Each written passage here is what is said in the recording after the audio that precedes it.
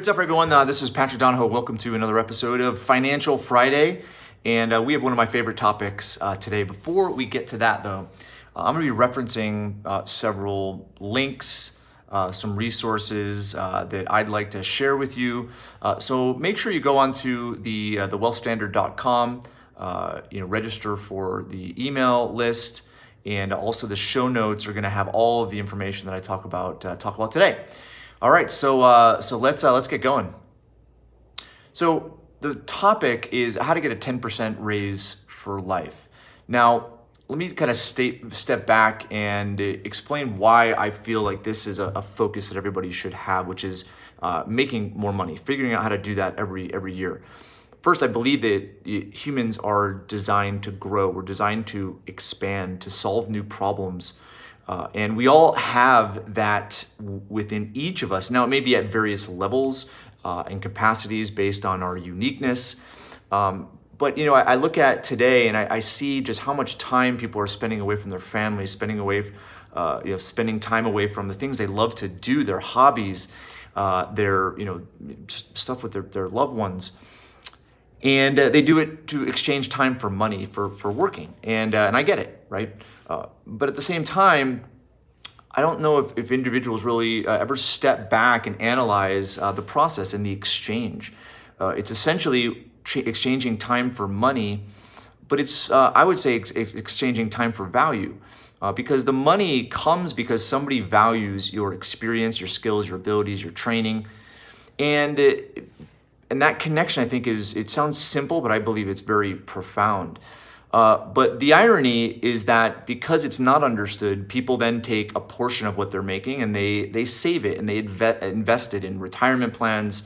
They give it to a money manager or Wall Street, and they turn around and make measly returns. But I believe that same amount of money, probably even so much less, can be invested to earn hundreds of % per year on an investment in what I call the number one investment, which is you.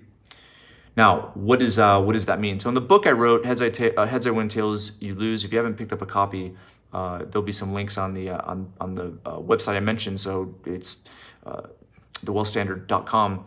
But this is something I covered there. I spent several pages in there discussing what's known as the human life value, the HLV statement, human life value statement. Now, most people are familiar with the financial statement. Financial statement is your assets, liabilities, your income and expenses.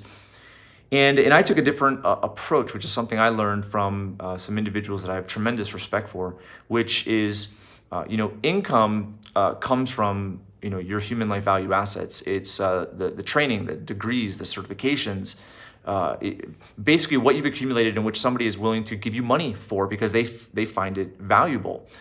But those assets are not static assets. Those are assets that can be enhanced, built, and that is what's going to ultimately lead to more money. And what I meant, as far as the hundreds of % per year, which is essentially, building these assets with the investment capital that you are allocating elsewhere. Now, we also have human life value liabilities. And this is what's also interesting is that, when you identify what your assets are, you want to focus your time and your effort and your energy to those assets, which requires eliminating some liabilities or maybe even increasing liabilities. So increasing liabilities is essentially having others do the things that you're not good at, that you don't like doing. And what that does, it gives you more time and energy and ultimately focus to enhance these assets. And I'm not going to get into a lot of details there, but maybe a simple example is having someone cut your lawn. It's going to cost you maybe $100 a month during the summer, or shovel your snow, but that's time that you can spend and put energy into stuff that you like doing and stuff that you're good at. I'm sure that you may be good at mowing the lawn, okay, but if you're worth $100, $200, $300 an hour, right? Then why are you going to pay somebody $30, or why are you going to pay yourself ultimately and sacrifice the time you could have spent earning $100 an hour for $30 an hour, right? So there's a big loss in doing that.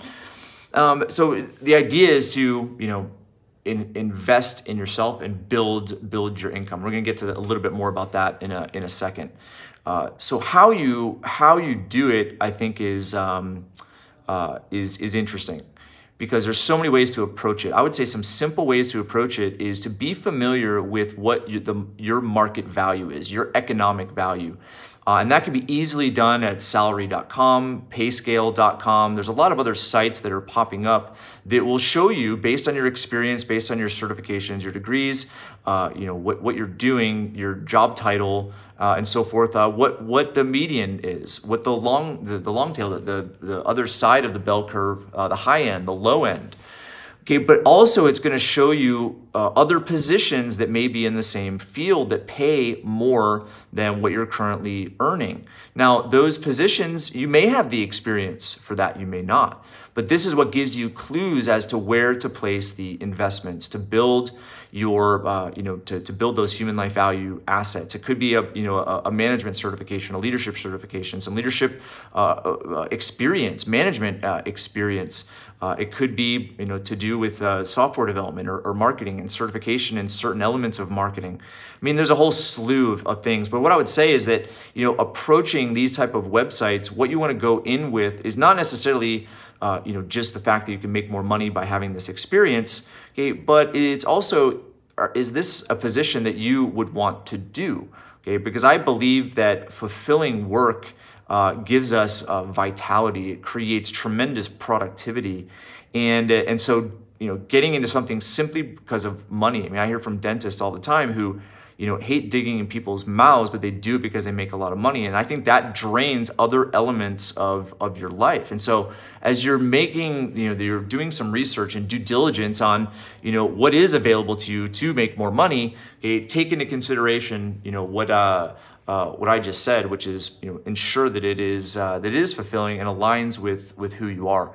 Another investment you can make is in a different assessments that actually tell you more objectively about who you are, what your strengths are, what your tendencies are, your instincts, and this helps to really understand yourself better and the value that you bring to the world. And it may be engaging with people at a different level. It may be different positions as far as the style of communication that you like or dislike, or the how you work with groups or don't work in groups. Like, knowing more about yourself is going to also enable you to work in certain positions.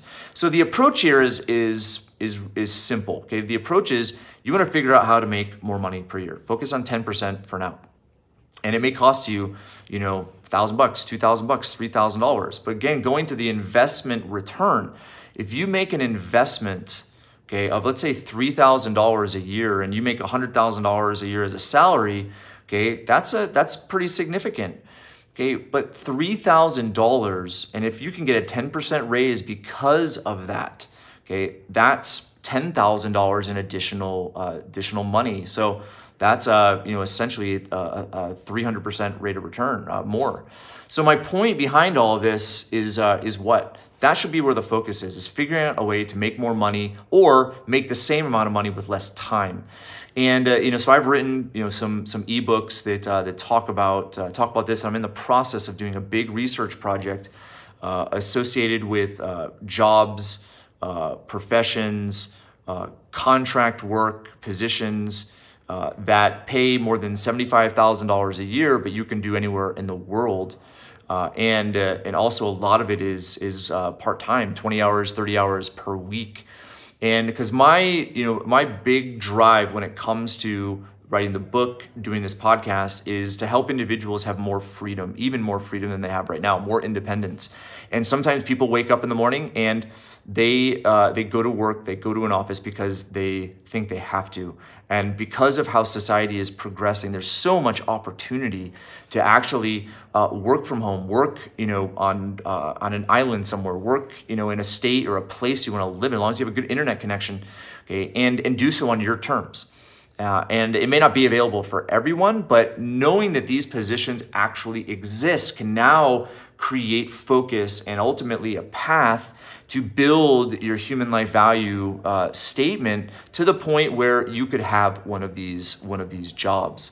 or one of these professions, whether it's contract work or a full-time position or a part-time position that's remote. Okay, these opportunities are coming online more and more and more. And so I have a researcher that spent the last couple months digging into this, and we found hundreds of domestic U.S.-based jobs that pay over $75,000 a year. It's exciting, and we're going to write a whole book and ebook around that for your benefit. But right now, I wrote a little ebook that you can access at the wealthstandard.com. It'll be in the show notes, a link to it. And I know that is it's going to help create really some ideas. It's going to create some motivation behind doing this, because I know you can. I mean, if you're on the podcast right now and you're listening to this and you're really thinking about how to make more money, okay, hopefully these ideas have resonated with you.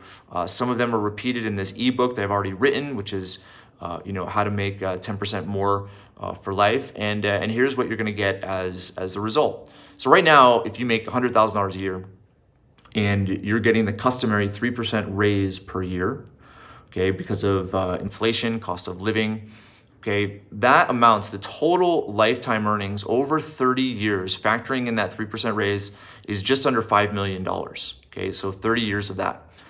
If you got a 10% raise every year instead of 3%, which I think is totally possible. Now, it may not be every single year, but averaging it out over that course of time, okay, the 10% year average amounts to $16.5 million. So it's more than $11 million more just by this being the primary investment, as opposed to other types of savings, mutual funds, investment, and so forth. So another few ideas, hiring a coach. I have 2 coaches right now. I've had a coach since I started my businesses, and those coaches, I've graduated past several of the coaches. I found that some coaches, didn't necessarily, they had expertise in certain areas that I needed, but not in others. And so I've had, over a dozen in the last 13, 14 years. And right now I have 2. And they're actually, I won't tell, I'm not going to say what I thought just to say. They have challenged me. I'll just say it. So these 2 coaches are women, and they're very experienced with relationship, very experienced with business and personal development. And it's the first time I've had women as coaches, and they've been pushing me harder than my previous coaches. And the accountability is so high, and it's incredible. And I've seen so much growth just in a few months, tremendous growth. So coaches are really important. So what's an idea around getting a coach? I would reach out to the most successful people in your circle of influences or acquaintances, and ask them who their coaches are. I guarantee that some of them have them, and start to interview several and get clear on really what you want from a coach. For me, it's helping me communicate better, helping me have more balance in my life, as well as accountability. And it's been huge and highly beneficial. So personal coach is another way in which you can make investment.